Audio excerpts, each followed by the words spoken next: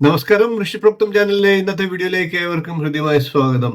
ഇന്ന് നാം അവതരിപ്പിക്കുന്നത് വ്യാഴത്തിന്റെ രാശിമാറ്റമാണ്. 2025 മെയ് 15 തീയതി വെളുപ്പിന് 2:30 ഏകദേശം വ്യാഴം രാശി മാറുകയാണ്. ഇപ്പോൾ നിൽക്കുന്ന ഇടവൻ രാശിയിൽ നിന്നും മിഥുനം രാശിയിലേക്കാണ് വ്യാഴം രാശി മാറുന്നത്. ഓരോ രാശിക്കൂറുകാരുടെയും വ്യാഴത്തിന്റെ രാശിമാറ്റം മൂലമുണ്ടാകുന്ന ഫലങ്ങളെ നമുക്ക് പ്രത്യേകമായിട്ട് അവതരിപ്പിക്കാം. ബൃഹസ്പതി, ദേവഗുരു എന്നൊക്കെ വ്യാഴത്തിന് പേരുണ്ട്. ശുഭഗ്രഹങ്ങളിൽ ഏറ്റവും വലിയ ഗ്രഹമാണ്. ഫലദാന വിഷയത്തിൽ ഏറ്റവും മനുഷ്യരെ സ്വാധീനിക്കുന്ന ഗ്രഹവും കൂടിയാണ് വ്യാഴം. വ്യാഴം ഏകദേശം 1 വർഷക്കാലമാണ് ഒരു രാശിയിൽ നിൽക്കുന്നത്. അതുകൊണ്ട് തന്നെ 1 വർഷക്കാലം നമ്മെ സ്വാധീനിക്കുന്ന പ്രധാനപ്പെട്ട ഗ്രഹമായിട്ടുള്ള വ്യാഴത്തിന്റെ രാശിമാറ്റം ഓരോ വ്യക്തികൾക്കും എങ്ങനെ സ്വാധീനം ചെലുത്തും എന്നുള്ള വിഷയം അതീവ പ്രാധാന്യമുള്ളതാണ്. വൈദിക ജ്യോതിഷത്തിൽ ഏറ്റവും പ്രാധാന്യമുള്ള ഗ്രഹമായിട്ടാണ് വ്യാഴത്തെ കരുതുന്നത്. വ്യാഴം നിൽക്കുന്ന രാശിയിലും അതുകൂടാതെ 5, 7, 9 എന്നീ രാശികളിലുമൊക്കെ വ്യാഴത്തിന്റെ സ്വാധീനം ഉണ്ടാകും. വ്യാഴം നോക്കുന്ന രാശിയിലും എപ്രകാരം അമൃത് വർഷിക്കുന്നു അതേപോലെ തന്നെ ഫലം ലഭിക്കും എന്നുള്ളതാണ്. അതുകൊണ്ട് തന്നെ ആർക്കൊക്കെ ഇത് പ്രയോജനം ചെയ്യും എന്നുള്ളത് നമുക്ക് താല്പര്യമുള്ള വിഷയം തന്നെയാണ്. ആഡംബരത്തിന്റെയും കലകളുടെയും ഒക്കെ കാരകഗ്രഹമായിട്ടുള്ള ശുക്രന്റെ രാശിയിൽ നിന്ന് വിദ്യയുടെയും ബുദ്ധിയുടെയും ഒക്കെ കാരകഗ്രഹമായിട്ടുള്ള ബുധന്റെ രാശിയിലേക്ക് വ്യാഴം കടക്കുകയാണ്. ധനു, മീനം രാശികളുടെ അധിപനാണ് വ്യാഴം. വ്യാഴം ബുധന്റെ രാശിയായിട്ടുള്ള മിഥുനൻ രാശിയിലേക്ക് കടക്കുമ്പോൾ തുലാം, ധനു, കുംഭം എന്നീ രാശികളിലേക്ക് വ്യാഴത്തിന്റെ ദൃഷ്ടി ഉണ്ടാകുന്നതാണ്. മകരൻ രാശി വ്യാഴത്തിന്റെ നീചരാശിയാണ്. അതേപോലെ തന്നെ കർക്കിടകൻ രാശി വ്യാഴത്തിന് ഉച്ചരാശിയാണ്. കുട്ടികൾ, സന്തോഷം, വീട്, സമ്പത്ത്, സമൃദ്ധി, സന്തോഷകരമായിട്ടുള്ള ദാമ്പത്യം, സാമൂഹിക സേവനം, സാമൂഹികമായിട്ടുള്ള ബഹുമാനം എന്നിവയുൾപ്പെടെ ജീവിതത്തിലെ എല്ലാ ലക്ഷ്യങ്ങളും നേടാൻ വ്യാഴം ഒരു വ്യക്തിയെ സഹായിക്കുന്നുണ്ട്.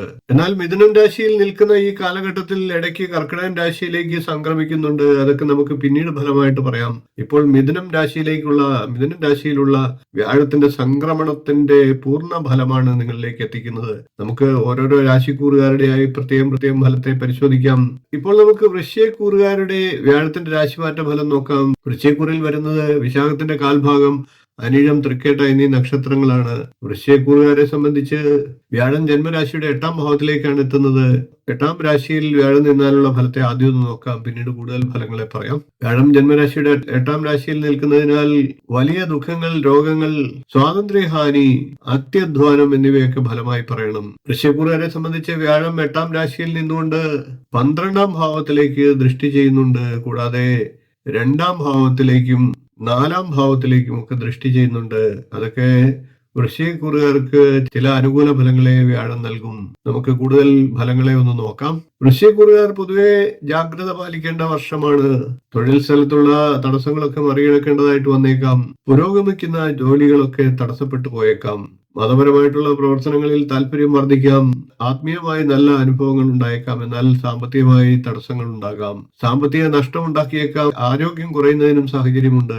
മാതാവിൽ നിന്നോ മാതൃതുല്യരായവരിൽ നിന്നോ ഒക്കെ അനുകൂല ഫലങ്ങളെ ലഭിക്കും.